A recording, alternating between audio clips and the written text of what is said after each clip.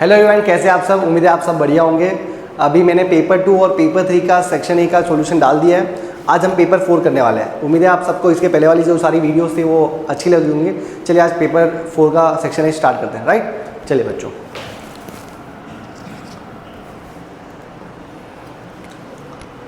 पहला क्वेश्चन आ रहा है 17x + 23y = 40 दिया हुआ है। दो इक्वेशन दिए हुए हैं यहाँ पे। 17x + 23y = 40 दिया हुआ है। सेकेंड इक्वेशन दी गई है हमें 23x + 17y = दिया गया 80। राइट, ये दोनों इक्वेशन दी गई है। देखो, इस तरीके का जब भी क्वेश्चन आए जहाँ पे x का कोएफिशिएंट, इस इक्वेशन का x का कोएफिशिएंट यहाँ पे y के साथ लगा हुआ है और इसका y का कोएफिशिएंट है x के साथ लगा हुआ है, तब x और y की वैल्यू निकालनी हो तो दोनों इक्वेशन को एक बार ऐड करो और एक बार सब्ट्रैक्ट करो। इससे होगा क्या, एक बार ऐड करने से आपको x + y की वैल्यू मिलती है और एक बार सब्ट्रैक्ट करने से x - y की वैल्यू मिलती है। लेकिन यहाँ पे और आगे फर्दर x और y की वैल्यू नहीं पूछी गई है बच्चों। यहाँ पे पूछा है सिर्फ x + y, तो दोनों को ऐड कर दो, सिंपल। अब जब ऐड करते हो तो साइन चेंज नहीं होती है। 17x + 23x कितना होगा, 40x। ठीक है, 23y + 17y 40y, 40 + 80 होगा 120। अब यहाँ पे कुछ कॉमन निकल रहा है क्या? हाँ, कॉमन निकल रहा है, 40 कॉमन निकल रहा है, 40 कॉमन निकालो तो x + y = 120। इस 40 को यहाँ पे डिवाइड में भेजो तो देयरफॉर x + y = 120 / 40, यानी x + y की वैल्यू जो है वो आ गई बच्चों 3 ऑप्शन में दिख रहा है क्या? हाँ दिख रहा है, खत्म बात। चलिए आगे बढ़े। चलिए ओके, क्वेश्चन नंबर 2 देखो बच्चों। क्वेश्चन नंबर 2 में बोला गया है among the following equations the sum of roots of equation is dash is 3। मतलब इन 4 इक्वेशंस में से आपको ये बताना है कि कौन से क्वाड्रेटिक इक्वेशन का जो सम ऑफ रूट्स है वो 3 आ रहा है। चलिए अब देखो, 2x² - 3x + 6 = 0। पहला क्वेश्चन जो पहला ए ऑप्शन दिया, इसका सम ऑफ जीरो निकालो, यानी -b/a, अल्फा + बीटा बोला है आपको। चलिए इसका अल्फा + बीटा -b कितना है, -3/2। ये तो 3/2 आ रहा है, ये तो गलत हो गया। b वाला चेक करो, -x² + 3x - 3 = 0। अल्फा + बीटा निकालते हैं इसका, -b यानी माइनस और b कितना है 3 डिवाइड बाय x² के बाजू में क्या दिख रहा है, -1। लो बच्चों, ये तो 3 आ गया, ऑप्शन राइट। आगे बढ़ते हैं, बाकी आपको चेक करना तो चेक कर लेना। मेरे को लग रहा है कि ये 3b ऑप्शन ही राइट आएगा, इसके अलावा किसी में मैच होगा नहीं। ठीक है, चलिए फिर आगे बढ़ते हैं। फॉर अ गिवन AP, जो d की वैल्यू है वो -4 दिया गया और n की वैल्यू दी गई है आपको 7, an दिया गया है आपको 4। हमें पूछा गया है a की वैल्यू कितनी होगी। राइट, चलिए an होता है a + n - 1 d = 4। ठीक है, यहाँ पे a पता है क्या? नहीं पता। n तो पता है ना आपको, n कितना दिया है 7 -1, d की वैल्यू कितनी है -4 = 4। ठीक है, अब यहाँ तो कुछ अलग नहीं किया, फॉर्मूला में जो वैल्यूज दी गई थी हमें वो बस पुट आउट किए। ठीक है, 7 - 1 कितना होगा, 6 × -4 कितना होगा, सीधा लिख रहा हूँ, देखना ध्यान से। 6 × -4 होगा -24 = 4। -24 राइट हैंड साइड में जाएगा तो क्या होगा, प्लस, तो 4 + 24, तो देयरफॉर a की वैल्यू जो हमारी आ गई वो आ गई 28। ठीक है, नेक्स्ट क्वेश्चन की तरफ बढ़ते हैं आगे। चलिए, अब इसके बाद दिया गया है a 5,3 और b दिया है हमें 3,3। ठीक है बच्चों, पूछा क्या है वो भी पढ़ लेते हैं एक बार। Are given points then the mid points of AB is dash. इसका मिड पॉइंट निकालना है तो मिड पॉइंट कैसे निकालते हैं, x1 + x2 / 2। तो इसका मिड पॉइंट जो है, मिड पॉइंट ऑफ AB = आएगा 5 + 3/2, 3 + 3 / 2, यानी 8 का /2 करो तो कितना आएगा 4। यहाँ पे कितना आएगा 3, 4,3 कोई ऑप्शन में दिख रहा है क्या? सी ऑप्शन में दिख रहा है। चलिए आगे बढ़ते हैं, क्वेश्चन नंबर 5 आता है। ये तो देखो आगे भी मैंने बता चुका हूँ, पिछले वीडियो में भी बताया था। देखो सबसे पहले मैं क्वेश्चन लिख देता हूँ ताकि आपको थोड़ा सा आइडिया आ जाए। हमें दिया है 9 sec स्क्वायर ए माइनस 9 tan स्क्वायर ए की वैल्यू बताना, ये पूछा है हमने, ठीक है। 9 कॉमन निकालो तो क्या बच रहा है, sec स्क्वायर ए माइनस tan स्क्वायर ए। अच्छा, इसकी वैल्यू क्या होती है बच्चों, इसकी वैल्यू होती है, ये आइडेंटिटी है, इसकी वैल्यू होती है 1, तो कितना आ गया 9 ऑप्शन में दिख रहा है क्या, ठीक है। चलिए आगे बढ़ते हैं। The mean of 7 observations is 28 including 1 new observation. The mean of all observations become 30। अब यहाँ पे कह रहे हैं पहले 7 ऑब्जर्वेशंस थे, उनका मीन कितना आ रहा है 28 आ रहा है, ठीक है। इसके बाद बोला है कि अगर हम उस ऑब्जर्वेशंस में 7 ऑब्जर्वेशन में एक और ऐड करते हैं तो जो न्यू मीन निकल के आया वो कितना आया 30 आया। चलिए कोई बात नहीं। हमें बोला है the new including observation is dash, मतलब आपने कौन सा ऑब्जर्वेशन, वो ऑब्जर्वेशन की वैल्यू कितनी थी ताकि जो न्यू मीन है वो 30 आया, तो वो न्यू ऑब्जर्वेशन बताना है कि जो आपने इंक्लूड किया था उसकी वैल्यू कितनी थी ये बताओ। चलिए सिंपल देखो, अनग्रुप डेटा के लिए मीन कैसे निकालते हैं वो समझना। अनग्रुप डेटा के लिए मीन निकालते हैं, mean equal to sum of all observations divided by number of observation, ठीक है, ये फॉर्मूला होता है।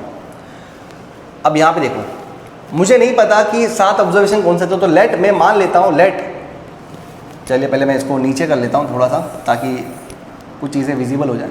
चलिए ये तो हो नहीं रहा है, एक काम करना, लेट मान लेते हैं 7 ऑब्जर्वेशन जो है हमारे वो x1 है, x2 है, x3 है, ऐसे लेके यहाँ x7 तक, ठीक है। ये पहले 7 ऑब्जर्वेशन मान लेते हैं। मीन का फॉर्मूला मैंने लगाया।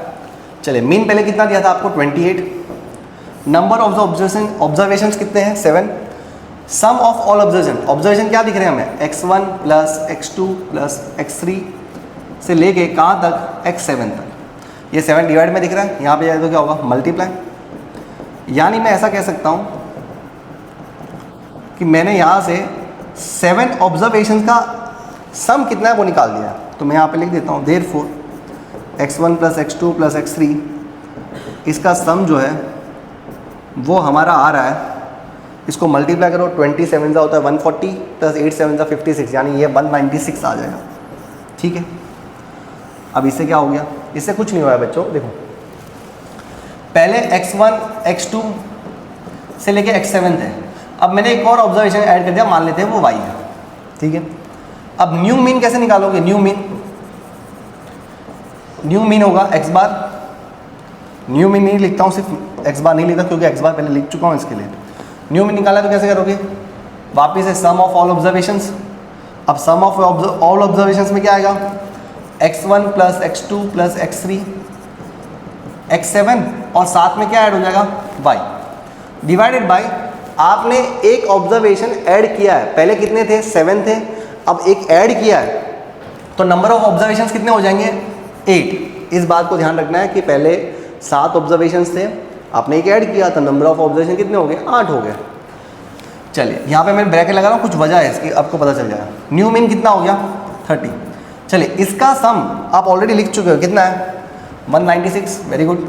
चलिए इस 8 को इधर ले जाओ, मल्टीप्लाई, ठीक है भाई, ये होगा 240, ये आ जाएगा 196 प्लस y, 196 को यहाँ पे ले जाओ तो क्या होगा माइनस, तो देयरफॉर y की वैल्यू आ गई 44। चलिए देखो ऑप्शन में दिख रहा है क्या 44, ये रहा। बहुत अच्छा सॉल्यूशन था, ध्यान से समझना इसको, अगर नहीं समझ आया तो वीडियो को पॉज करके वापस से बैक करके वापस एक बार देखो। सिंपल फॉर्मूला है, बस कॉन्सेप्ट को समझते आना है, ठीक है। आगे बढ़ते हैं। The HCF of 30x³ y power 5 and 20x power 5 y²। मैंने पिछले वीडियो में भी बताया आपको, HCF का फॉर्मूला याद रखना। HCF का फॉर्मूला होता है कॉमन फैक्टर और उसके पावर में मिनिमम आता है, ठीक है। अब पहले मैं क्या कर रहा हूँ, जब भी ऐसा एक्स वाई नंबर ऐसा सब साथ में दिखे तो आप क्या कर लो, पहले नंबर का HCF निकाल लो। 30 दिख रहा है आपको, 20 दिख रहा है, इनका पहले HCF निकालना कितना आएगा 215 का। वैसे मैं डायरेक्टली बता दूँगा, बाद में बताता हूँ आपको। 5 बन जाए यहाँ पे 2 10 जा, 2 5 जा, 5 1 जा। ठीक है, इसका प्राइम फ्रैक्शन कैसे लिखोगे? 30 equals to 2 into 3 into 5, 20 equals to 2 का स्क्वायर इंटू 5। HCF निकालना है तो पहले देख लो कॉमन क्या है। कॉमन यहाँ पे 2 और 5 है दोनों में। HCF कहता है जो भी कॉमन फैक्टर है उसका मिनिमम पावर लो। देखो 2 जो है वो दोनों में कॉमन है 2, लेकिन इसका मिनिमम पावर लो। यहाँ पे 2 पावर 1 है, यहाँ पे 2 पावर 2 है, तो 2 पावर 1 वाला ले लो। 5 दोनों में पावर 1 ही है तो 5 ले लो, कोई भी लो चलेगा। कितना आ गया? 10। अब क्या करना है, इन दोनों का HCF निकाल दो। इसका HCF आप निकाल चुके, कितना आ रहा है? 10। अब HCF में मैंने कहा है कि कॉमन फैक्टर देखना है, उसका क्या देखना है? Minimum power. x दोनों में कॉमन है क्या? हाँ। मिनिमम पावर किसका है? इसका 3 है, इसका 5 है, तो मिनिमम पावर तो इसका है। देखो मैंने 2 नंबर का निकाला था, इसका निकालना बाकी था, आप डायरेक्टली लिख दे रहे हैं, सीधा खत्म। y का पावर कितना है? 5। y का पावर यहाँ पे कितना है? 2 है। मिनिमम पावर लो, मिनिमम इधर कितना है? 2। अच्छा, मैंने आपको एक बात बताई थी कि ये जो 2 नंबर दिख रहे हैं 20 और 30, वो बिना ऐसे कि अभी दिमाग लगाया जा सकता था, निकाल सकते थे। कैसे? सोचो, 20 और 30 किस टेबल में साथ में आते हैं? आपने सोचा अच्छा 1 में आता है, 2 में आता है, दोनों साथ में, दोनों साथ में। फिर देखा सर 3 में आ रहा है, लेकिन 3 में 30 आता है ना, 20 थोड़ी आता है, तो नहीं चलेगा। 5 में आता है क्या? हाँ, 1 2 5। फिर आते हैं दोनों नंबर साथ में 10 में। इनमें से सबसे हाईएस्ट नंबर कौन सा है? 10। दोनों नंबर किस टेबल में साथ में आते हैं? तो 1 2 5 10। हाईएस्ट टेबल कौन सा है? 10, तो इसका HCF भी देखो 10 ही आया। आई होप आप समझ रहे हो मैं क्या बोल रहा हूँ। चलिए आगे बढ़ते हैं। यहाँ पे बोला है y equals to P of X, और आपको कुछ ग्राफ दे दिया, बोला कि इनके जीरोस कौन से होंगे बताओ। मैंने आगे भी बताया y equals to P of X दे तो आपको ग्राफ में देखना है x एक्सिस पे कहाँ पे कट कर रहा है। x एक्सिस पे यहाँ पे कट रहा है, यहाँ पे कट रहा है, कहाँ पे कट रहा है? -2 और 3, तो यही जीरोस हो जाएंगे इसके। ऑप्शन दिख रहा है क्या? ये रहा। चलो खत्म, आगे बढ़ो। चलिए, ये बहुत अच्छा क्वेश्चन है। अच्छा तो नहीं कह सकते वैसे, ले आप पहली बार पढ़ रहे हो तो कोई बात नहीं, देख लो। अच्छा कहने का मतलब है बहुत ज़्यादा इजी, और कुछ नहीं, कोई टफ क्वेश्चन नहीं है। चलिए, यहाँ पे बोला पी ऑफ ए का रेशियो पी ऑफ ए बार से साथ ये दिया हुआ है। ठीक है, कोई बात दिक्कत वाली बात नहीं। जब भी रेशियो दे तो आप ऐसा मान लो, मैं बाद में शॉर्ट ट्रिक भी बताऊँगा इसका। क्या मैं इसको ऐसा लिख सकता हूँ? 3x and P of A bar equal to 2x। इन दोनों को डिवाइड करो, 3/2 ही आने वाला है। इन दोनों को डिवाइड करो, 3:2 ही आएगा। मैंने कुछ नया नहीं किया है, बात को समझिएगा। अच्छा, पूरे प्रोबेबिलिटी में एक ही तो फॉर्मूला है, P of A plus P of A bar मिल के होता है 1। तो 3x plus 2x equal to हो गया 1, 5x इक्वल टू 1। तो देयरफॉर x की वैल्यू कितनी आ गई? 1/5। ये आंसर है क्या? नहीं नहीं नहीं, हमें पूछा गया है P of A. P of A की वैल्यू आपने क्या लिखा था? 3x लिखा था, तो 3 इंटू 1/5 कितना आ गया? 3/5। आंसर टिक करो। 1 मार्क का क्वेश्चन है तो इतना ज़्यादा दिमाग और इतना सारा सब कुछ नहीं करना है। सीधा देखो, P of A ratio P of A bar बोला है, इनमें से किसी भी वैल्यू आपको पूछे तो आपको क्या करना है?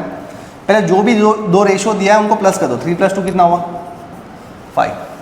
अब ये देखो पी ऑफ ए पहले लिखा है क्या बाद में? पी ऑफ ए पहले लिखा है, तो यहाँ पे पहला वाला नंबर कौन सा दिख रहा है? 3, तो लिख दो 3/5। यही इसका आंसर है। पी ऑफ ए बार पूछते हैं तो ये इसके बाद वाला नंबर कौन सा दिख रहा है? 2/5 आता। इधर से भी निकालो, देखो ये रहा 2x, 2 इंटू 1/5 करो तो क्या आ जाता? 2/5 आता। आपकी मर्जी, जो मेथड पसंद है वो कर लेना, और क्या। चलिए चलिए, ये तो देखो टाइम पास ही दिया है आपको। 1/2 sine x plus 10 degree, 10 degree, sorry क्या लिख रहा हूँ मैं? डिग्री बार है। ये कह रहे हैं कि x की क्या कौन सी वैल्यू आएगी? 10 20 30 कौन सी आएगी? टेबल याद होना चाहिए भाई।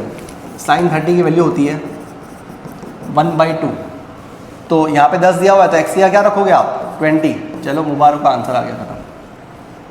चलो, point P lies in the exterior of a circle. एक सर्कल है और पॉइंट P जो है वो बाहर है। सर्कल का जो सेंटर है वो O है। फिगर पे मत जाना, सर्कल इतना बेकार नहीं होता है, मेरा फिगर खराब है। चलिए, यहाँ पे A है ओह ये तो बहुत ज़्यादा ख़राब हो गया।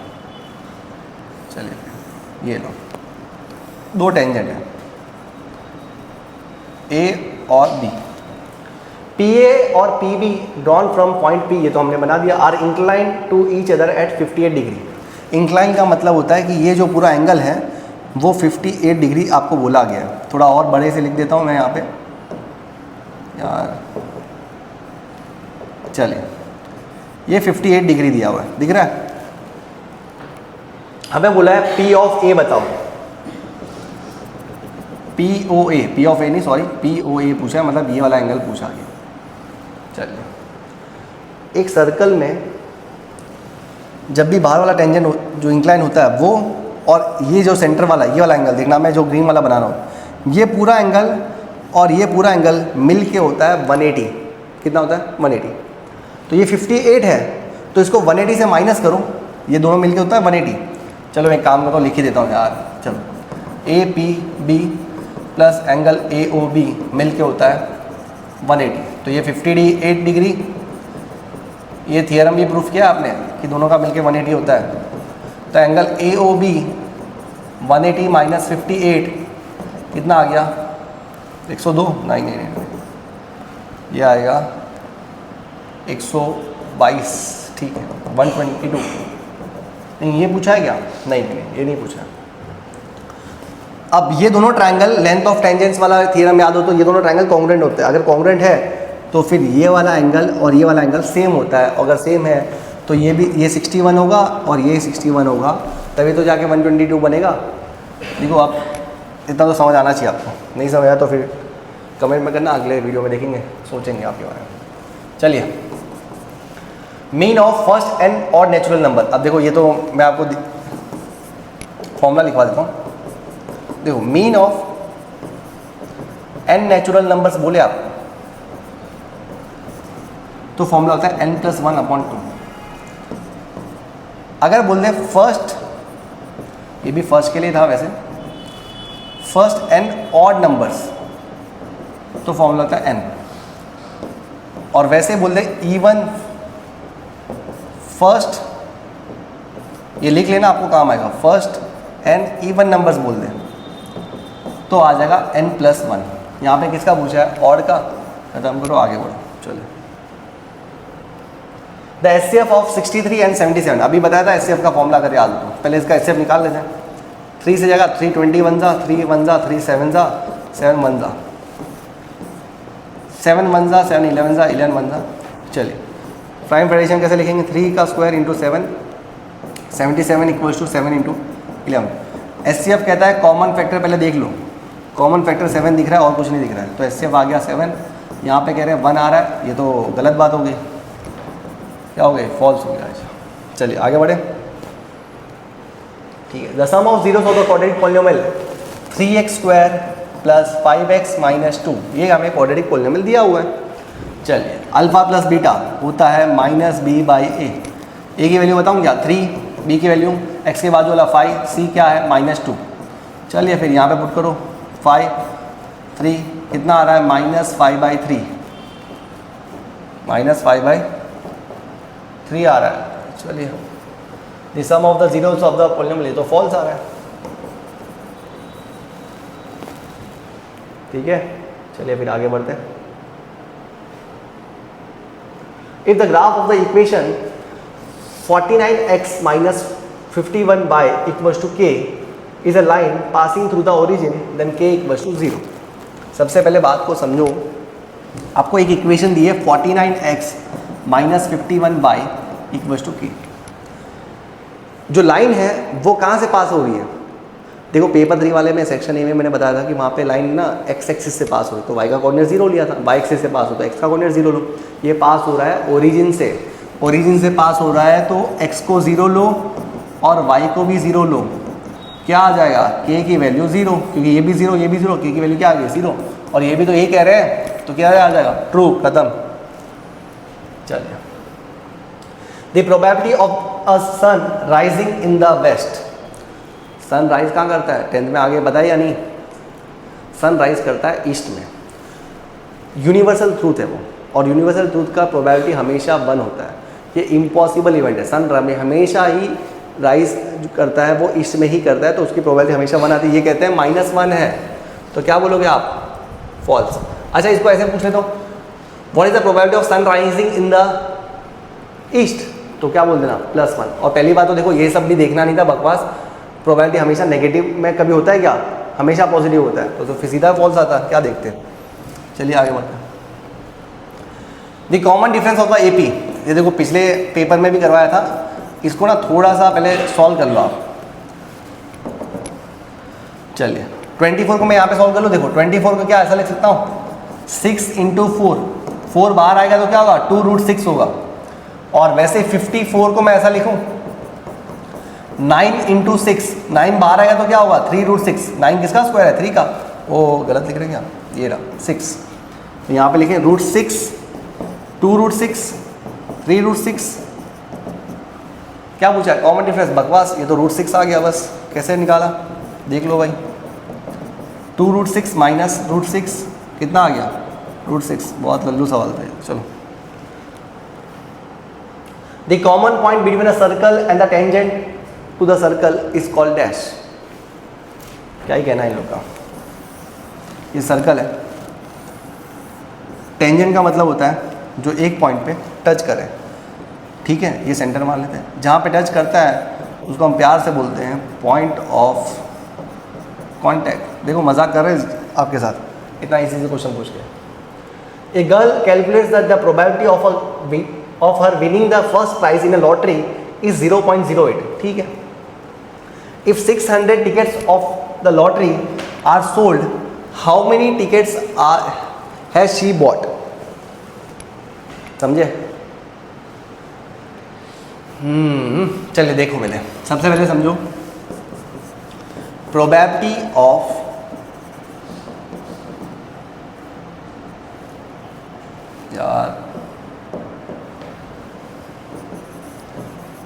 Winning the prize. देखो राइटिंग पे मत जाना, आप बस समझो कि कॉन्सेप्ट क्या है। विनिंग द प्राइस कितना बोला है? 0.08, ठीक है? If 600 tickets of the lottery are sold, winning की जो प्रोबेबिलिटी है वो 0.08 दी है, ठीक है? अब आपको पूछा है कितने टिकट्स खरीदे होंगे उसने। एक गर्ल ने कैलकुलेट किया कि विनिंग प्रोबेबिलिटी, जो फर्स्ट प्राइस लॉटरी में आने की प्रोबेबिलिटी 0.08 है, तो आप बताओ कि उसने कितनी टिकट खरीदी होंगी अगर 6000 टिकट बिक चुकी है तो, ठीक है? चलो यहाँ पे देखो, प्रोबेबिलिटी होता है प्रोबेबिलिटी ऑफ इवेंट। ये विनिंग वाला ले लें, विनिंग वाला, चलो विनिंग वाला लेते हैं। Winning equals to total number of tickets कह दूँ, टिकट्स टोटल कितनी थी, उसमें से उसने कुछ टिकट्स खरीदी होंगे, नंबर ऑफ टिकट्स उसने कुछ खरीदी, शी बॉट। उसने जो खरीदी थी उसमें से उसको प्राइस मिला था, और वो प्राइस कितना दिया, वो प्राइस की प्रोबेबिलिटी कितनी दी थी आपको? 0.08। ये आपको पता नहीं है, इसको मान लेते हैं x है, ठीक है? और ये टोटल नंबर ऑफ टिकट्स। ओहो, टोटल नंबर ऑफ टिकट्स बार बार लिखते ऐसे खेलते रहोगे या नहीं? यहाँ पे 6000 लिखो भाई। चलिए 0.08 × 6000 इक्वल्स टू x। चलिए तो देयरफॉर x इक्वल्स टू आ गया। कुछ ना समझ आया तो पॉइंट यहाँ पे 8 बाई लिख दो 100, 20 कट गया, 60 × 8 जिसको हम बोलेंगे 480। मतलब 480 टिकट्स उसने खरीदेंगे, 480 टिकट्स, ठीक है? समझ आ रहा है? If the median of the observations arranged in ascending order, जब भी अनग्रुप डेटा दे तो मीडियन जो है हमेशा असेंडिंग ऑर्डर में होना चाहिए। उन्होंने पहले से असेंडिंग ऑर्डर में दिया हुआ है, और जनरली देखो जब भी x और y निकालना होगा तो वो जनरली असेंडिंग ऑर्डर में ही देंगे, वरना कैसे समझोगे आप? क्योंकि x तो कुछ भी हो सकता है ना। चलिए अब पहले मैं आपको ना 2 फॉर्मूला बताता हूँ मीडियन अनग्रुप डेटा के लिए।